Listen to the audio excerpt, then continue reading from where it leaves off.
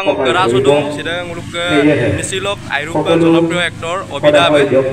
কাঙ্কানো পলুবিয়ে পা সিলক আছে রুটসো ইনাম কারণে কাঙ্কানো পলুবিয়ে পা আর nguluk লেখন কুমা কাইমা কাপা কাপা হয় পানা মানে আপুং কাইবেছিন কাঙ্কানো পলুবিয়ে পা সব তালিক পলে সিলক রুটসো ইনাম কারণে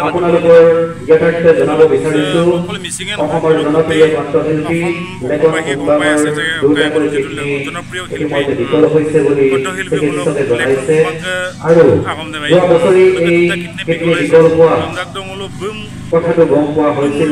আৰু অসমৰ বিভিন্ন মেডিকেল কলেজবিলাকত চিকিৎসা কৰি থকা হৈছে যদিও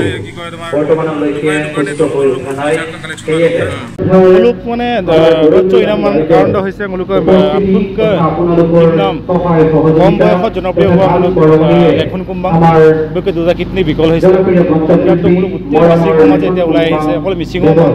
বেলেগ টানি মুলুক টুৰ্ণাম লগা মুলুক কাৰণ কোনো এজন মানুহে পকেনে মানে মুলুকে টানিক বা বুকে টানিক 20 লাখ 30 লাখ লাই না আপনারা কোনো নাম লাগা है तक को अपन तो मोबिनाम लगा है मोबिनाम लगा है तो इदु दुकान मिला से माने के मारे दोनो कलेक्शन जोआ काली पा धरि आजिलेके दुदिनिया कार्यसूची रे মাজুলী বিভিন্ন ৰাজপথত সংগীত ৰোড শো অনুষ্ঠিত কৰি আহিছো আৰু তাৰ কাৰণে আমি এতিয়া আপোনালোকৰ মাজত আহিছো আমাৰ দেৰি হল তাৰ কাৰণে সকলো ৰাইজক বেয়া নাপাবৰ কাৰণে প্ৰথমে বিনম্ৰতাৰে অনুৰোধ জনাইছো লেখন কুম্বাং কেৱল শিল্পী নহয় তেওঁ আমাৰ মাজুলী জিলা আয়ুক্ত কাৰ্যালয়ৰ কৰ্মচাৰী হয় শিল্পী গৰাকী দুটাকৈ কিডনী ইতিমধ্যে বিকল হৈছে আৰু দুটা কিডনী বিকল হোৱাৰ পিছত নতুনকৈ কিডনী সংস্থাপিত কৰিব লাগিব আৰু নতুন কিডনী সংস্থাপিত কৰিবলৈ কমেও 20 লাখ টকাৰ প্ৰয়োজন হ'ব এতিয়া 20 লাখ টকা উলিয়াবৰ কাৰণে লেখনৰ পৰিয়াল সক্ষম নহয় আৰু লেখনৰ এই বিপদৰ সময়ত আমি মিচিং আৰ্টিষ্ট এছ'চিয়েশ্যন আৰু মানুহে মানুহৰ বাবে মাজুলীৰ এটা দুটা সংস্থাই কালি মাজুলী জিলা আয়ুক্ত কাৰ্যালয়ৰ সন্মুখত আমি ইয়াৰ উদ্বোধনী অনুষ্ঠান হ'ল ইয়াৰ পিছতে নামনি মাজুলী সেলেক্ট নলদুৱাৰৰ অনুষ্ঠিত কৰিলোঁ তাৰ পিছত উখলচুক তাৰ পিছত কমলাবাৰী আজি দ্বিতীয় দিনৰ কাৰ্যসূচী ঠাকুৰচুটি বৰগুৰি কলিয়া ফুলনি জেংৰাইমুখ আৰু এতিয়া নয়া বজাৰ এতিয়া শিল্পী গৰাকীকটো আমি জীয়াই ৰাখিব লাগিব সংগীতক জীয়াই ৰাখিব লাগিব আমাৰ কৃষ্টি সংস্কৃতিক জীয়াই ৰাখিব লাগিব যদি আমি জীয়াই ৰাখিব লাগে তেতিয়ালে সকলো ৰাইজৰ মৰম অবিহনে শিল্পী গৰাকীক আমি সুস্থ কৰিব নোৱাৰো সেইকাৰণে যে আমি লেখনৰ হৈ আপোনালোকৰ ওচৰত এটা আশীৰ্বাদ বিচাৰি আহিছো মৰম বিচাৰি আহিছো যি মৰমৰ জৰিয়তে শিল্পী গৰাকী সুস্থ হৈ উঠিব পাৰে সেইকাৰণে আমি সংগীতৰ জৰিয়তে ৰাইজক সেই আবেদন এই অনুৰোধ কৰিব বিচাৰিছো যে আমাৰ এই সংগীতৰ অনুষ্ঠানত কেইবাগৰাকী অসমৰ বিশিষ্ট জনপ্ৰিয় কণ্ঠশিল্পীয়ে সহযোগিতা আগবঢ়াইছে কালি চন্দ্ৰপাতগিৰি ৰূপালী পায়েং আদিকে ধৰি কেইবাগৰাকী ৰেখা দলে কিন্তু ৰেখাৰ তেওঁৰ কেঁচুৱাৰ কিছু সমস্যাৰ কাৰণে ইতিমধ্যে আমাৰ মাজৰ পৰা গ'লগে আৰু আমাৰ মাজত উপস্থিত আছে নিশা ওমে অনাতাঁৰ শিল্পী ৰবি কামান বৰা আমাৰ অডিঅ'মান শিল্পী বনশ্ৰী গাম দীপাংকী দলে আছে আমাৰ ভাইকন মাজুলী আছে তেওঁলোকে আপোনালোকক গীতৰ অনুষ্ঠান আগবঢ়াব প্ৰথমে ভাইকন মাজুলী এটি গীত পৰিৱেশনৰ কাৰণে অনুৰোধ জনাইছো ৰাইজক আমি বিনম্ৰতাৰে এটাই অনুৰোধ যে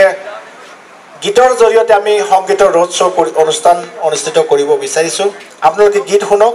যদি শিল্পী গৰাকীক জীয়াই ৰাখিব বিচাৰে অকণমান মৰম কৰিব ধন্যবাদ আমি ভাইকন মাজুলীক তেওঁৰ গীত পৰিৱেশনৰ কাৰণে অনুৰোধ জনাইছো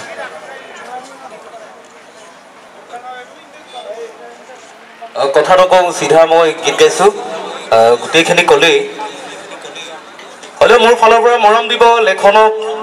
মোৰ ভাইটি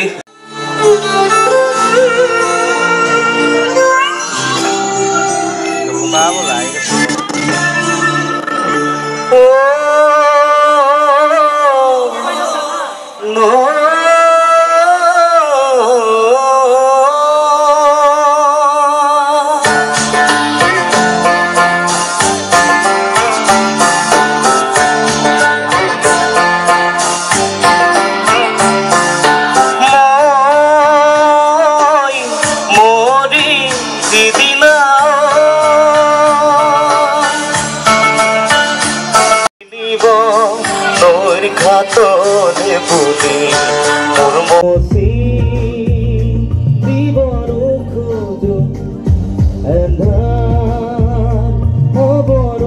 আৰু মুচি দিবৰ খোজো পাখি মেলাৱতী কিদৰে পাহৰো